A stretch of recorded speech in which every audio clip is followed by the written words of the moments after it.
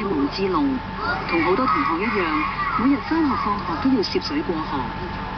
佢嘅父母已經離咗婚，照顧佢嘅嫲嫲年紀又大，所以無論打風落雨，佢都只能夠自己過河。跌倒過10幾次，冬天我還跌倒了一回，滿身都是冰涼。為咗令山區小朋友平平安安返學，一班香港同內地義工正喺度全力趕建一條橋。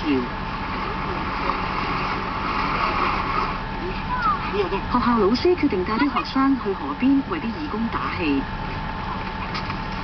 我哋話唔夠石，咁佢又運唔到車。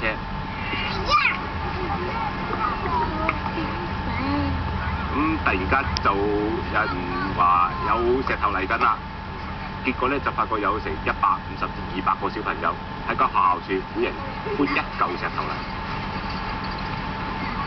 咁係好感動嘅，即係我哋呢條橋係為佢哋而起嘅。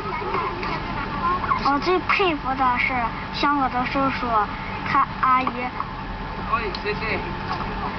一天不停都給我們架橋。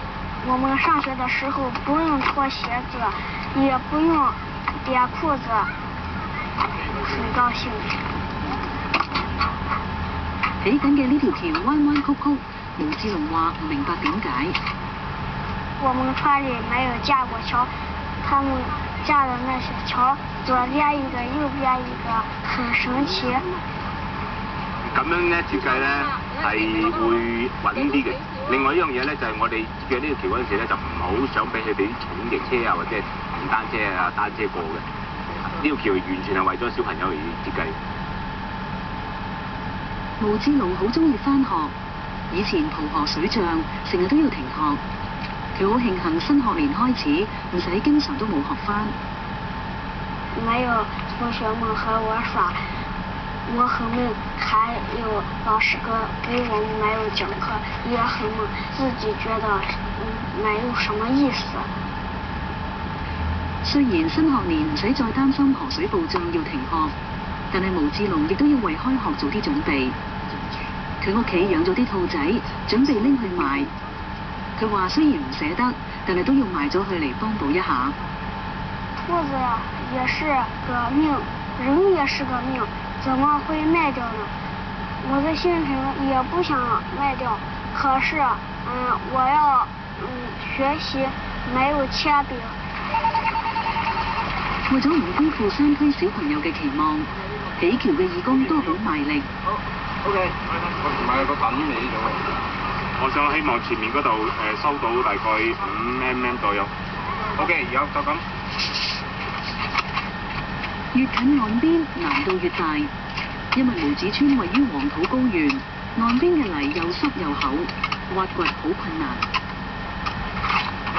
達到第4日咧就會比較困難啦，例如就喺個岸邊嗰度咧就要掘地嘅，同埋喺橋板嗰度咧就要度高矮嘅，咁樣即係好多嘢咧就會比較細緻啲，所以就難做啲，會慢啲嘅。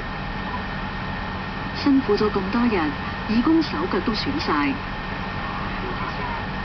有啲同學就俾蚊蟲咬到全身都出晒紅疹，部分義工就中暑同埋肚瀉，連小明都病埋。